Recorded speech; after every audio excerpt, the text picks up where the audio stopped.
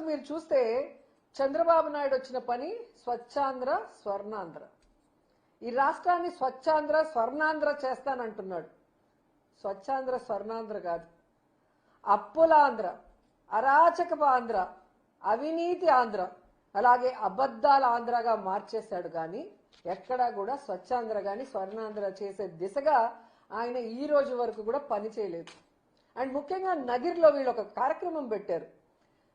చంద్రబాబు నాయుడు 4 సార్లు ముఖ్యమంత్రి అయ్యాడు. కానీ ఈ 4 సార్లు ఆయన ముఖ్యమంత్రిగా ఉన్నప్పుడు ఒక్కటంటే ఒక్కటి కూడా చెప్పుకోవడానికి ఏ పని చేయలేదు.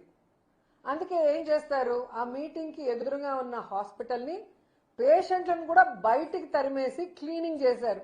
అక్కడ వచ్చి ఆయన చెత్త ఊడుస్తాడని. మళ్ళీ ఆయనకు తెలుసుంటుంది ఈ నగిరి నియోజకవర్గంలో చంద్రబాబు నాయుడు ఏమీ చేయలేదు. వాళ్ళు ఎక్కడైతే కార్యక్రమం పెట్టారో 100 బెడ్డెడ్ హాస్పిటల్, అది రాజశేఖర రెడ్డి గారి హయాంలో పునాది వేసుకుంది. జగన్మోహన్ రెడ్డి గారి హయాంలోనే డయాలసిస్ సెంటర్తో పాటు అన్ని ఫెసిలిటీస్ ని కూడా ఆ హాస్పిటల్కి ఇవ్వటం జరిగింది. అక్కడికి వెళ్తే మనకు అవమానం తప్పదు అనుకొని అటు పక్క పోకుండా మీటింగ్లోనే కూర్చోవటం మనం అందరూ గమనించాల్సిన విషయం.